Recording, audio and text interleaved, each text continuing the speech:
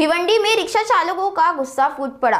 Rickshaw चालक union के महानगर पालिका मुख्य गेट को रिक्शाओं से बंद कर प्रदर्शन किया। लाल बावटा रिक्शा चालक मालक यूनियन का आरोप है कि 332 इलाके में रिक्शा स्टैंड के पास अवैध पान ठेलों के कब्जे की वजह से रिक्शा चालकों को उनकी रिक्शा खड़ी करने की जगह नहीं बची, जबकि पिछले 1 साल से 5 बार पत्र लिखकर प्रशासन से समाधान मांगने के बावजूद कोई कार्रवाई नहीं हुई। यूनियन प्रमुख कॉमरेड सुनील चौहान के नेतृत्व में सोमवार यानी कि 9 फरवरी से महानगर पालिका मुख्यालय के सामने धरना आंदोलन शुरू हुआ, जिसमें 11 फरवरी को आंदोलन को तीव्र करते हुए महानगर पालिका का मुख्य गेट रिक्शाओं से बंद कर दिया गया।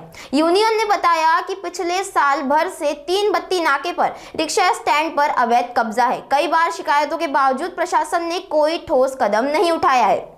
10 फरवरी को 4 लोगों ने अनशन किया, जिसके बाद अधिकारियों से चर्चा में अवैध कैबिन हटाने के मांगे मानने का आश्वासन मिला, लेकिन 10 दिन बाद भी कोई कार्रवाई नहीं हुई।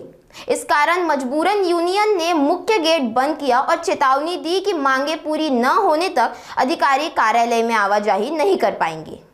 लाल बावटा रिक्षा चालक मालक युनियनच्या वतीने आम्ही गेल्या वर्षभरापासून 332 नाक्यावर जो अवैध कब्जा आमच्या रिक्षा स्टँडवर झालेला आहे तो हटवण्यासाठी गेल्या वर्षभरापासून आम्ही महानगरपालिकेला विनंती करतोय। गेल्या 29 तारखेला आम्ही महानगरपालिकेला एक पत्र देऊन सांगितलं होतं की इथे आमचा तो अवैध कब्जा हटवावा रिक्षा स्टँडवरचा, नाहीतर आम्ही आपल्या कार्यालयाच्या गेट समोर धरणे आंदोलन करण्याला 9 तारखेपासून बसणार आहे।